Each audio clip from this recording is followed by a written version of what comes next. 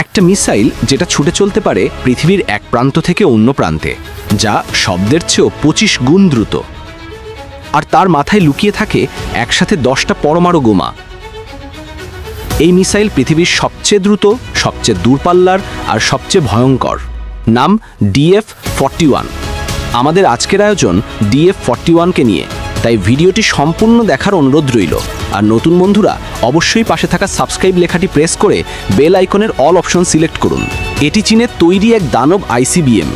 এই মিসাইল একবার ছুটে গেলে আমেরিকা নিউ ইয়র্ক থেকে শুরু করে পুরো ইউরোপ সবই ধ্বংস হয়ে যেতে পারে। এই মিসাইল ছুটে চলে ম্যাক 25 গতিতে, মানে শব্দের চেয়েও 25 গুণ দ্রুত। চোখে দেখার আগেই আঘাত করে বসে। এই এক মিসাইলের ভিতর থাকে একসাথে 10 থেকে 12টি পারমাণবিক ওয়ারহেড। সবগুলো ছুটে যায় আলাদা আলাদা লক্ষ্যে। একটা দেশ নয়, একসাথে কয়েকটা দেশ ঘুরিয়ে দিতে পারে। চীন এই মিসাইলের অস্তিত্ব লুকিয়ে রেখেছিল অনেক বছর। 2000 সালের দিকে বানানো শুরু, কিন্তু 2019 সাল পর্যন্ত সরকারিভাবে কোনো তথ্য প্রকাশ করা হয়নি।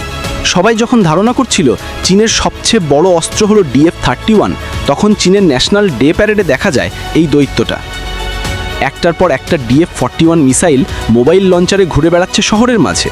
এই মিসাইল ছুটে চলতে পারে 15,000 কিলোমিটার পর্যন্ত, মানে চীনের ভেতরে বসে বসে আমেরিকার যে কোনো শহরে আঘাত করা যায়। আর এটা কম্পিউটার ভিত্তিক, মানে চাইলেই ট্রাকে বসিয়ে যে কোনো জায়গা থেকে লঞ্চ করা যায়। সেই ট্রাক আবার পাহাড়ি এলাকায়, জঙ্গলে, এমনকি গোপন জায়গা থেকেও চালানো সম্ভব। বিশেষজ্ঞরা বলেন এটা এমনভাবে ডিজাইন করা হয়েছে যেন আমেরিকার থ্যাড বা প্যাট্রিয়েট মিসাইল ডিফেন্স সিস্টেম দিয়েও একে আটকানো না যায়।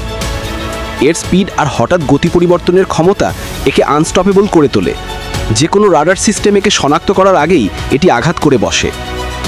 চীন একে বলে উত্তরাধিকারবিহীন ধ্বংসাস্ত্র, অর্থাৎ একে চালানো মানে শুধু শত্রুরা নয়, বরং পৃথিবীর অস্তিত্বই ঝুঁকিতে পড়ে। বিশ্বে এখন পর্যন্ত এমন মাত্র 2টি অস্ত্র আছে, একটি রাশিয়ার RS-28 সারমাট আর একটা চীনের DF-41। অনেকে ভাবেন DF-41 কেবল একটি মিসাইল, কিন্তু এটি মূলত একটি প্ল্যাটফর্ম যার মাধ্যমে চীন মাল্টিপল লঞ্চ সিস্টেম তৈরি করেছে। চীন এরকম 80টির বেশি মোবাইল লঞ্চ ইউনিট তৈরি করেছে। চীনের ধারণা শত্রু যদি একটিও ধ্বংস করে দেয়, তবে বাকিগুলো যথেষ্ট শুধু প্রতিশোধ নেওয়ার জন্য নয়, বরং শত্রুকে শেষ করে দেওয়ার জন্য। এই ক্ষেপণাস্ত্রকে জ্বালানি দিতে লাগে না ঘন্টার পর ঘন্টা সময়, কারণ এটি সলিড ফুয়েল চালিত। 30 মিনিটের মধ্যেই প্রস্তুত হয়ে যায় লঞ্চের জন্য। এটি GPS নির্ভর নয়, বরং ইনার্শিয়াল নেভিগেশন প্লাস বেইডো সিস্টেমে চলে, মানে আমেরিকা চাইলেও একে GPS ব্লক করে বিভ্রান্ত করতে পারবে না। শুধু তাই নয়, যখন ওয়ারহেডগুলো স্পেস থেকে ফিরে আসে, তখন তারা নিজস্ব গতি ও রুট পরিবর্তন করতে পারে। রাডার ব্লাইন্ড স্পটে গিয়ে হঠাৎ আঘাত করে। চীনের ডিফেন্স রিপোর্ট বলে DF-41-এর প্রতিটি ওয়ারহেডই 500 কিলোটন থেকে 1 মেগাটন বিস্ফোরণ ক্ষমতা সম্পন্ন, মানে হিরোশিমার চেয়েও 50 গুণ বেশি। আর যদি একসাথে 10টা ওয়ারহেড ছোড়া হয়, পুরো দেশ মুছে দিতে পারে মানচিত্র থেকে মাত্র 30 মিনিটে। চীনের দৃষ্টিতে এই অস্ত্র তাদের নো ফার্স্ট ইউজ পলিসির বাইরে না।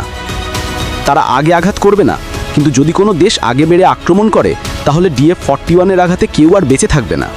এই কারণে অনেক গবেষক বলেন এই অস্ত্র তৈরি করা হয়েছে যুদ্ধ করার জন্য নয়, বরং যুদ্ধ থামিয়ে দিতে।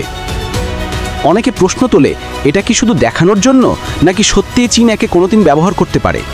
বিশেষজ্ঞরা বলেন চীন এই অস্ত্রের মাধ্যমে নিজেদের শক্তি দেখাতে চায়। বিশ্বের সামনে দাঁড়িয়ে বলতে চায় আমরাও পারি এবং চাইলে শেষ করে দিতে পারি। চীন এটা কখনো যুদ্ধক্ষেত্রে ব্যবহার করবে কিনা জানা যায় না, কিন্তু এটি সত্য যে এই অস্ত্রের উপস্থিতি এখন পৃথিবীর শক্তির ভারসাম্য বদলে দিচ্ছে। আর ঠিক এই কারণেই বিশ্বের অনেক গোপন আলোচনা, সামরিক ডকুমেন্ট, এমনকি CIA-এর রিপোর্টেও বারবার উঠে আসে DF is not a open, it's a warning. তুমি কি মনে করো, এমন অস্ত্র তৈরি করা উচিত? একটা দেশকে নিরাপত্তার জন্য বাকি সব দেশকে ভয় দেখিয়ে রাখা কি ঠিক? আমাদের কমেন্ট বক্সে লিখে জানাতে পারেন। ভিডিওটি সম্পূর্ণ দেখার জন্য আপনাকে ধন্যবাদ।